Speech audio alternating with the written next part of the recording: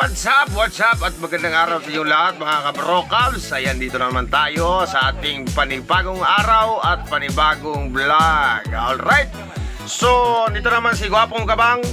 Ayan, mag-update tayo sa ating talong na ating pinunla. At ito nga, may nabali, sayang. Pero okay na yan, baka makarecover pa to. So bago ang lahat, pasalamatan muna natin ating buong may kapal dahil sa panibagong araw at panibagong buhay, panibagong pag-asa na kanyang binigay sa atin. Mainit na. So ito, update tayo after 10 days, no? Simula ng ating transfer dito sa ating seedling tree, no? Papakita ko sa inyo. Ayan po, meron na siyang dahon, dalawa. Yung iba pa yung pangatlong dahon. Yung iba naman ay meron ng tatlong dahon, no? Pero yung pangatlong dahon niya is maliit. So hintayin natin, aabot yan ng mga 4 na dahon, tapos i-transplant natin, no? So ang gagawin natin ngayon is mag-spray muna tayo ng foliar fertilizer para maganda yung tubo niya, yung ugat niya matibay, kapit na kapit, no? So isa sa ating mga sikreto is itong 3G's foliar, no? Hindi tayo nagpo-promote, pero sana naman 3G's foliar ay mambunan nyo kami. Yan. So ang timpla natin is lang, kasi baliit lang to, 500 plus. Yung iba hindi kasi naka-sprout, so nayaan na natin 5 liters na tubig. Tapos siyempre hindi ito maubos dito, i-spray natin doon sa ating meron tayong tanim doon, doon talong, tapos dito atsal, backyard garden lang. Alright, so ang timplada nito is 30 ml, pwede rin 40 para mas maano siya, maganda, no? Gawin natin 40 ml. Alright. Alright, so ito lagay na natin dito, no? So ganun pa rin ating imimix. Yan, bago natin i-spray.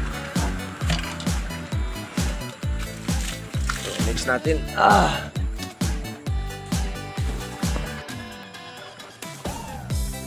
Alright, so sa pag-mix, ganito lang.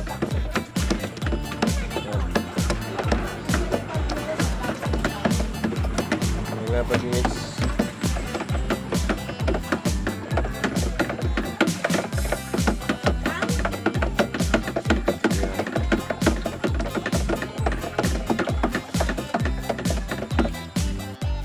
So ayan, natakpan na natin.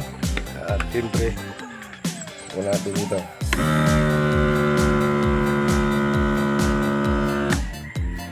Kaya lang, saglit lang.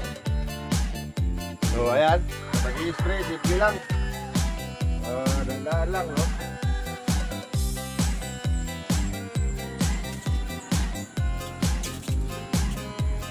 Yan lang, oh.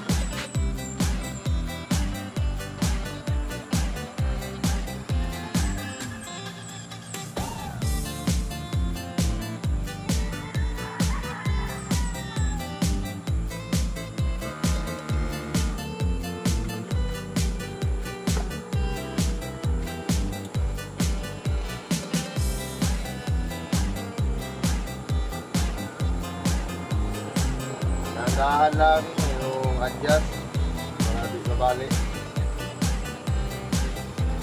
Masyadong ipol yung ano niya.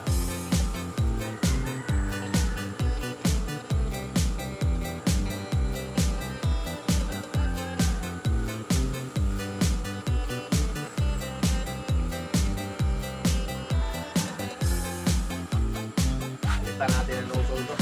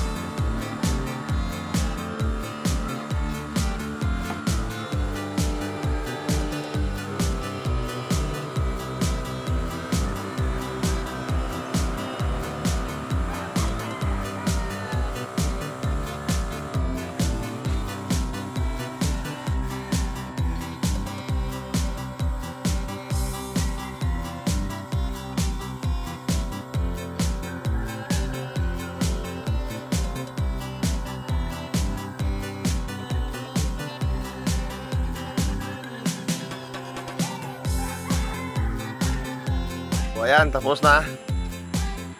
Alright.